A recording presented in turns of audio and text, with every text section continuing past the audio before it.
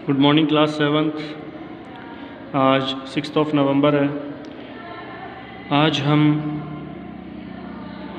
आपका जो एसएसटी का पोर्शन उसमें पॉलिटिकल साइंस का हम चैप्टर नंबर 3 स्टार्ट करेंगे, composition of the state government, कि किस तरीके से एक स्टेट गवर्नमेंट का कंपोजिशन होता है एक स्टेट के अंदर।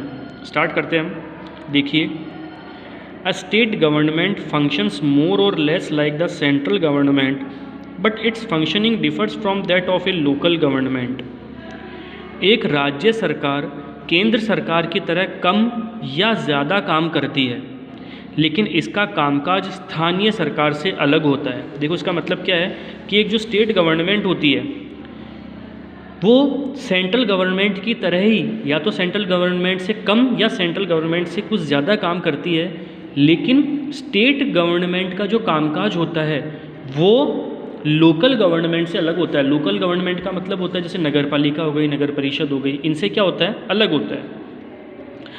Like all other democratic governments the state government also consist of 3 branches. हर एक प्रजातांत्रिक सरकार के अनुसार स्टेट गवर्नमेंट के अंदर भी 3 शाखाएं होती है।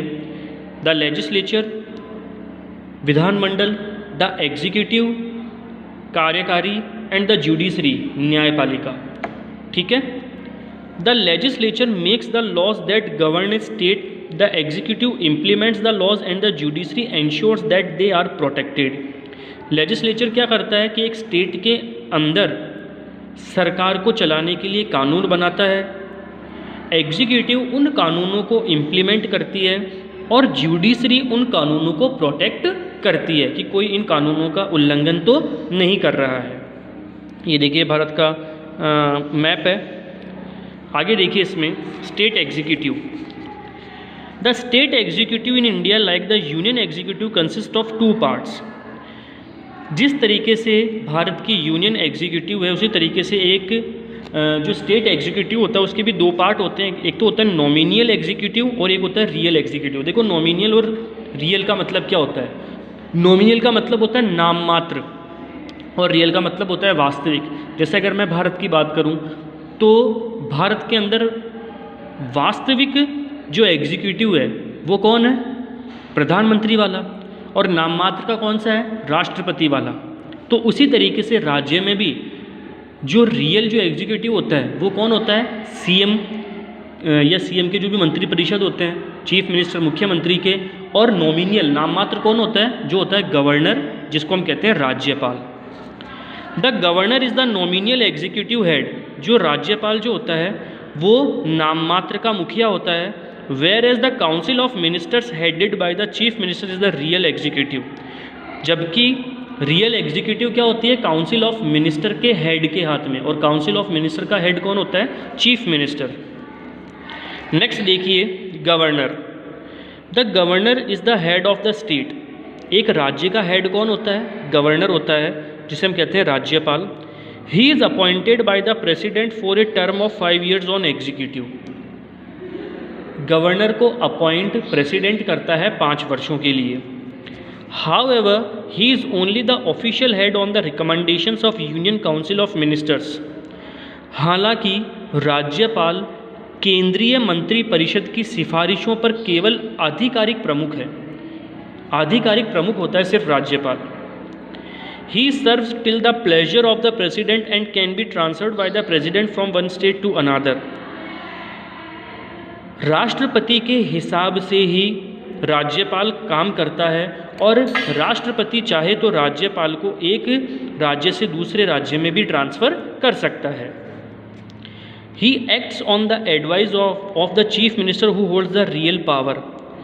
वह सीएम की सलाह पर कार्य करता है। मतलब राज्यपाल जो होता है वो मुख्यमंत्री की सलाह पर कार्य करता है, जो वास्तविक शक्ति रखता है। वास्तविक शक्ति कौन रखता है, सीएम स्टेट के अंदर। और देश के अंदर सेंट्रल के अंदर वास्तविक शक्ति कौन रखता है, पीएम। देश के अंदर नॉमिनियल शक्ति कौन रखता है, राष्ट्रपति। और राज्य के अंदर नॉमिनियल शक्ति कौन रखता है, राज्यपाल। A person can be the governor of more than 1 state at a time. एक इंसान को एक समय में एक से ज़्यादा राज्यों का राज्यपाल बनाया जा सकता है। The governor of A state exercise legislative, executive, judicial and discretionary powers. एक राज्य का राज्यपाल विधायी शक्तियों का, कार्यकारी शक्तियों का, न्यायिक शक्तियों का और विवेकाधीन शक्तियों का प्रयोग कर सकता है। विवेकाधीन शक्तियों का प्रयोग करने का मतलब ये होता है कि जैसे अगर मान लो राज्य के अंदर हिंसा होने लग जाए, वायलेंस होने लग जाए, तो राज्यपाल अपने विवेक के अनुसार वहाँ पर अपना पावर लगा सकता है। ठीक है। He is answerable to the president and on many occasion executes the order of the president. राज्यपाल राष्ट्रपति के प्रति जवाबदेह होता है, मतलब राज्यपाल जो होता है वो राष्ट्रपति के प्रति जवाबदेह होता है। राज्यपाल को किसको जवाब देना होता है? राष्ट्रपति को जवाब देना होता है। और कई अवसरों पर राष्ट्रपति के आदेश पर राज्यपाल को काम भी करना पड़ता है। नेक्स्ट है क्वालिफिकेशन ऑफ ए गवर्नर। एक गवर्नर बनने के लिए क्या क्या क्वालिफिकेशन चाहिए, तो देखिए, he must be a citizen of India.